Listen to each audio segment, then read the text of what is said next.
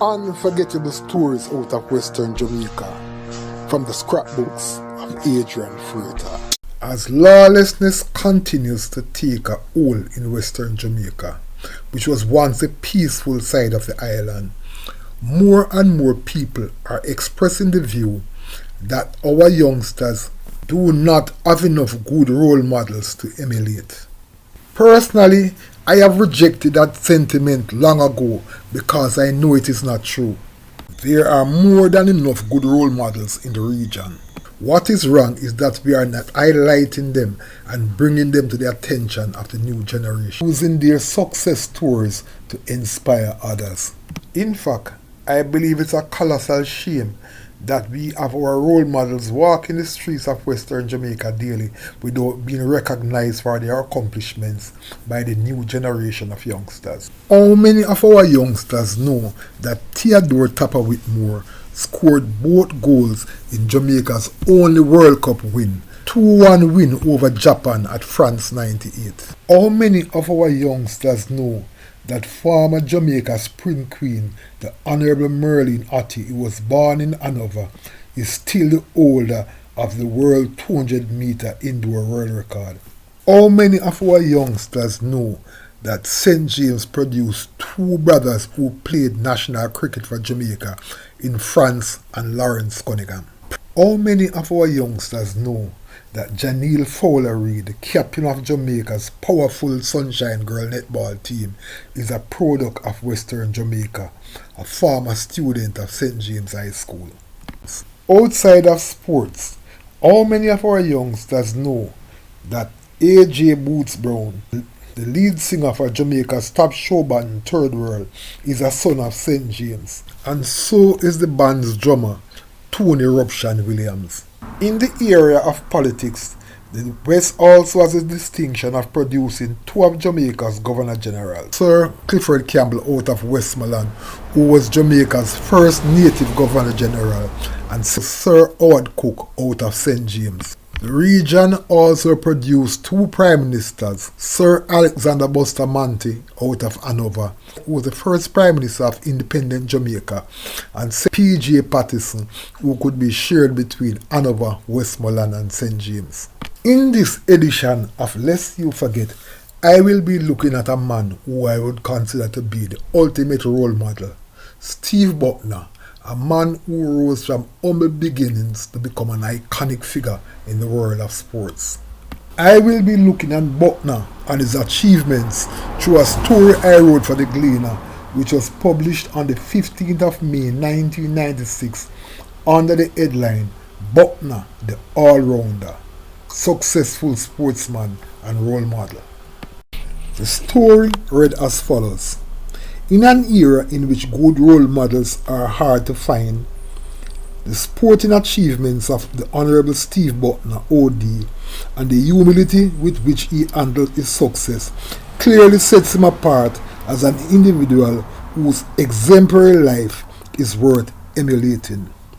Bucknor, who was born to a humble family in Montego Bay, had his initial contact with sports when he attended Cornwall College in the early 1960s.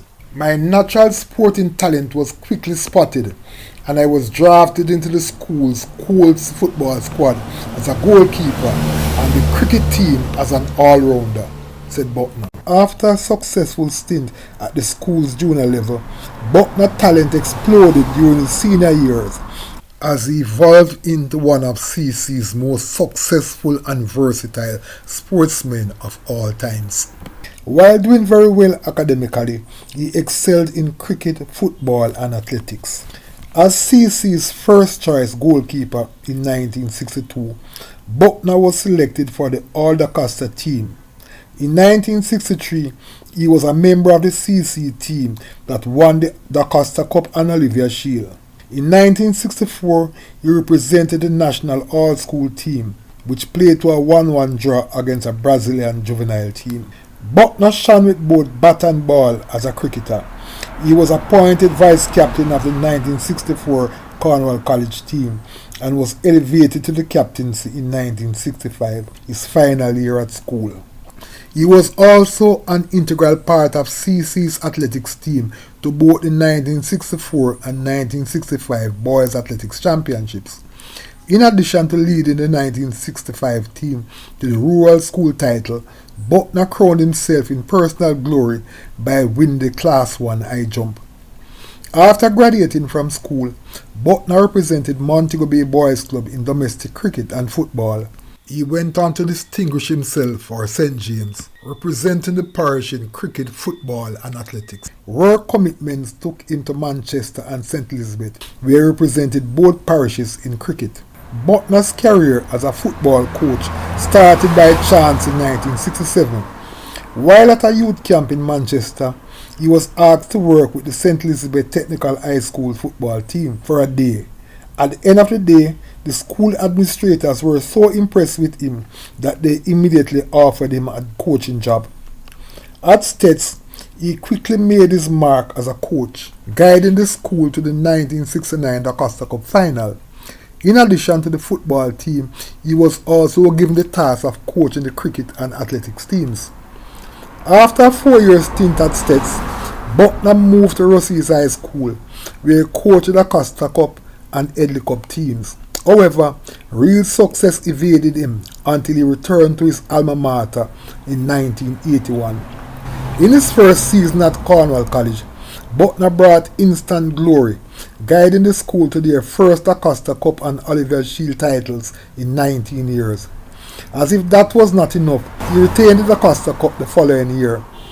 While he was busy building his reputation as both a cricket and football coach, he also functioned as an athletics official, football referee and cricket umpire.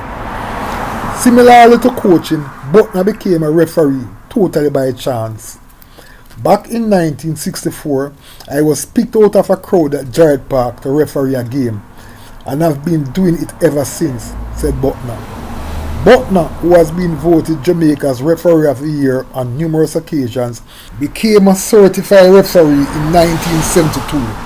By 1978, he reached grade 1 level and was soon elevated to the elite FIFA ranks. He was admittedly one of the top referees in the Caribbean for over a decade. Bucknor's climb to being arguably the world's top cricket umpire started in 1973 when he became a grade C umpire. In addition to officiating in the major cricketing countries, he has a unique distinction of standing in 2 World Cup finals. Looking back at his long and illustrious career, Bucknor, who was awarded the Order of Distinction by the government of Jamaica for his contribution to sports last year, said that sports has helped him to realize some of his lifelong dreams. Sports has provided me with an opportunity to travel, meet new people and earn a living at the same time, said Bucknor. Despite receiving numerous honors and meeting high-profile personalities such as South Africa's President Nelson Mandela, Bucknor considers umpiring in the 1992 World Cup final between England and Pakistan at the Melbourne Cricket Ground in Australia as his most cherished moment. After the article was written in 1996, Bucknor went on to achieve much more in cricket before finally announcing his retirement in February 2009. Bucknor's final statistics show that he umpired in a record 126 test matches, stood in 79 one-day internationals, which includes 5 consecutive World Cup finals. It would be an insult to the amazing legacy of Steve Anthony Bucknor to say that Western Jamaica is short of high-quality role models. His story is amazing, inspiring, and most certainly unforgettable. Unforgettable stories out of Western Jamaica from the scrapbooks of Adrian Freighter. Before you go, please remember to subscribe.